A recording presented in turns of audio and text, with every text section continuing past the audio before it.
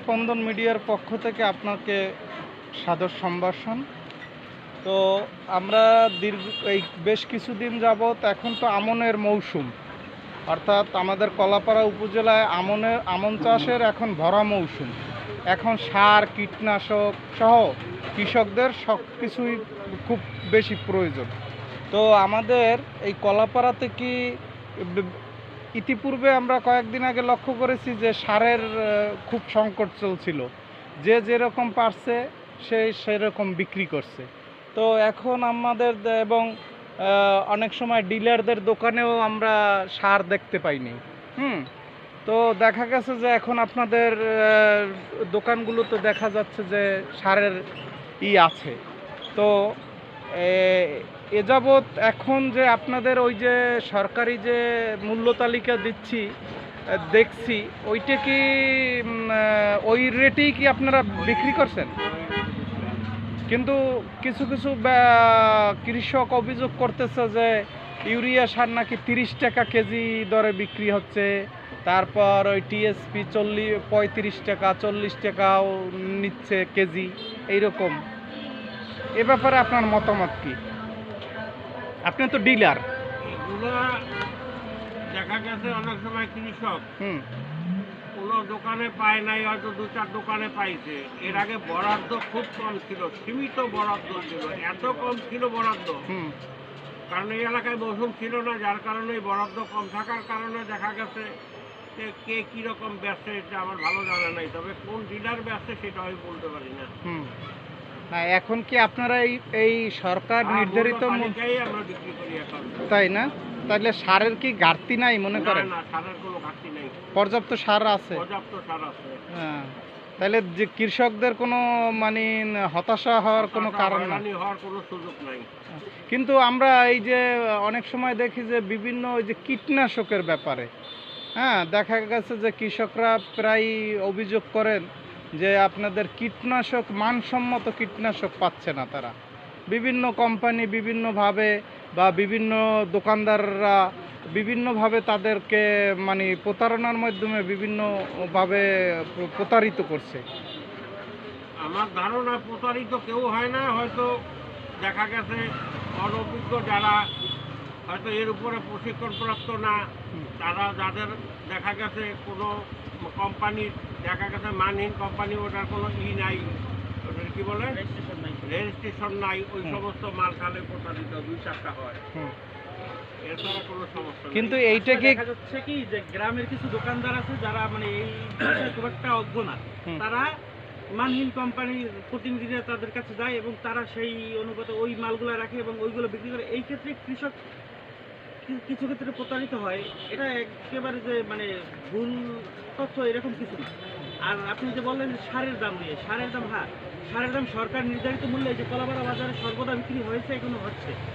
আর দ্বিতীয় কথা হচ্ছে মাসের শেষ দিকে বরাদ্দ তো মাসে হয় হয়তো একবার, ওই একবারের পর দেখা যায় একেবারে লাস্টের দিকে মাসে হয়তো কখনো কখনো মারলে কিছুটা ঘাটতি থাকতে পারে। এটা সাময়িক সময়ের জন্য হয়তো 2-1 দিন হইতে পারে, কিন্তু দিন শেষে দেখা যাচ্ছে যে মাসে যখন বরাদ্দ হয় এরপরে একেবারে কৃষক মানে প্রতিনিয়ত যখন যা চায় সেই অনুপাতেই মাল পায়।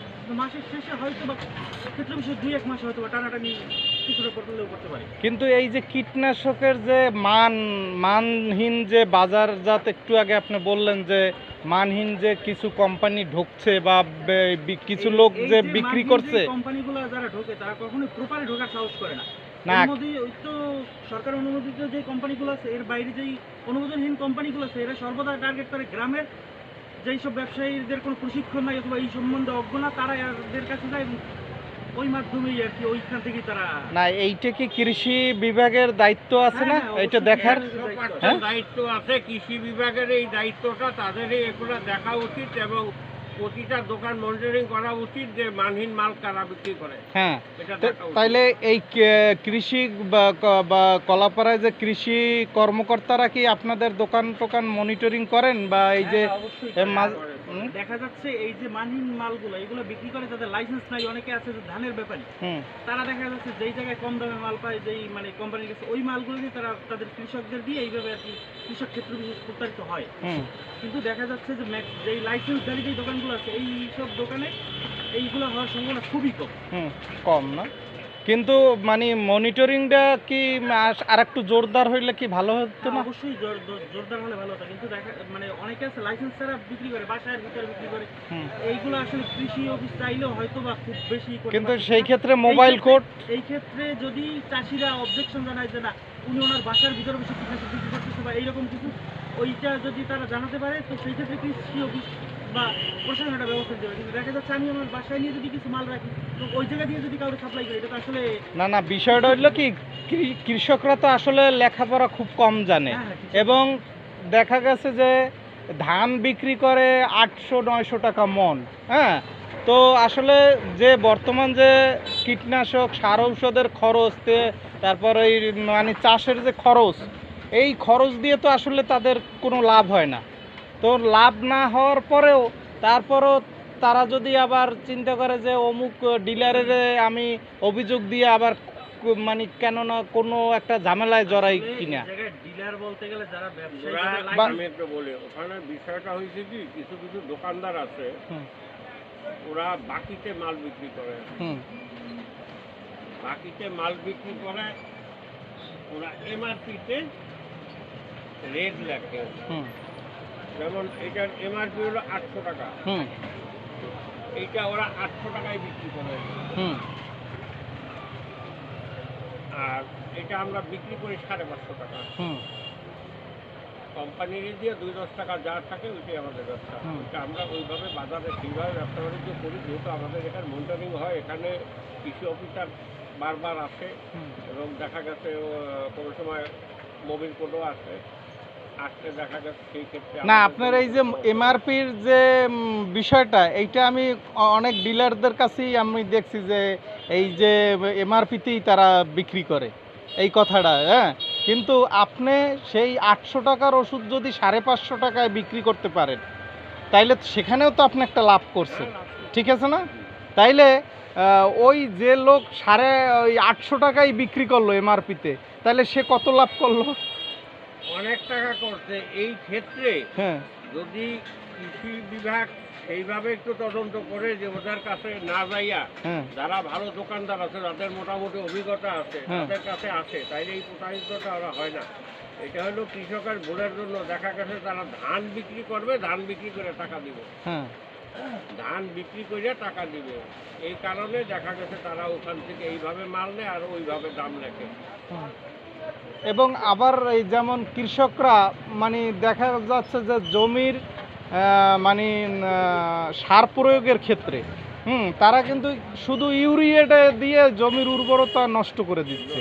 হ্যাঁ, কিন্তু সঠিকভাবে কোন সময় কোন সারটা প্রয়োগ করতে হইবে, কোন ঔষধ প্রয়োগ করতে হইবে, এ ব্যাপারে কিন্তু কোনো কৃষি বিভাগ কিন্তু কোনো কৃষকদের কিন্তু কোনো ট্রেনিং আমরা দেখছি না। সহকারীদের দায়িত্ব, ওরা প্রত্যেকটা ওয়ার্ডে ইউনিয়নে যাইয়া প্রত্যেকটা ওয়ার্ডে ওরা যদি ওইরকম মানুষকে একটু সচেতন কৃষকরে করে, তাহলে সবচেয়ে বেশি লাভ হয়, তাইলেই লাভবান হওয়া যায়। যেমন এমপি সারের অভাবে দেখা গেছে গাছ দুর্বল হয়ে যায়, বড় শিকড় হইতে পারে না, কি হয়ে যায়।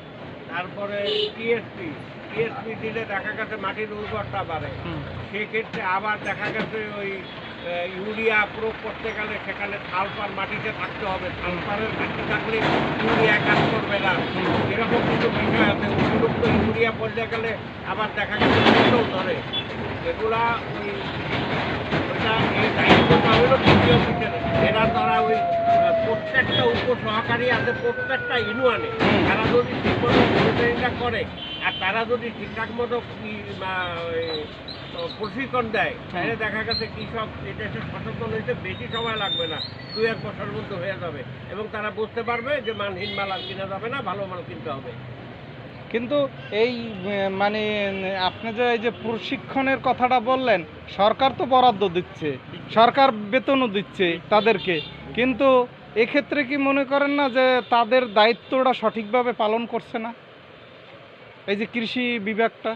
কারে পেঁচায় বলবো, ভুখায় যাবো আমি জানি না। ওটা বিষয় মানে আপনার দোকানের অভিজ্ঞতা থেকে আপনি বলেন। দোকানের অভিজ্ঞতা থেকে আমাদের এখানে আসে, এখানে আসে দেখা গেছে তারা সবচেয়ে লাভ হয়, উপকার হয় কৃষকের জন্য যদি ওই প্রত্যেকটা ওয়ার্ডে ওয়ার্ডে যায় তারা, যেটা একটা ইউনিয়নে তো একজন করে নিয়োগ করা আছে। কিন্তু আমি এই তথ্যটা আপনার কাছ থেকেই শুনলাম যে প্রত্যেক ইউনিয়নে একজন উপসহকারী আছে, কিন্তু আমার জানা মতে এ যাবৎ আমার চোখে পড়েনি যে এই উপসহকারীরা কোনো কৃষকদের কোনো মাঠ পর্যায়ে বা তৃণমূল পর্যায়ে কোনো ট্রেনিং দিচ্ছে। বা আমিও কিন্তু কৃষির সাথে জড়িত, হ্যাঁ, দীর্ঘদিন যাবৎ আমি জড়িত, কিন্তু আজ পর্যন্ত দেখা গেছে যে বীজ ধান বা সার ঔষধ দেওয়া গেছে যে যারা কৃষক না তাদেরকে সরকারিভাবে বরাদ্দ দিচ্ছে, কিন্তু যারা প্রকৃত কৃষক, প্রান্তিক কৃষক, তারা পাচ্ছে না। এটা কি আপনি মনে করবেন যে সরকারের অর্থ অপচয় হচ্ছে না?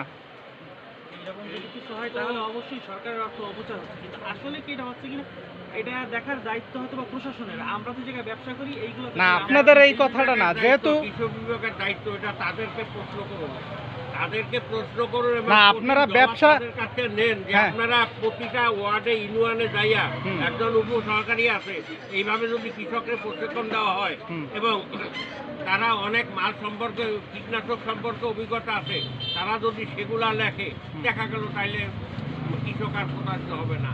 আবার এইটার পরে কঠিন করে ধরেন যে সরকারের উপরে লেখালেখি শুরু করেন যে 40 কেজির উপরে যেন ধান এদের থেকে মনে নেওয়া না হয়।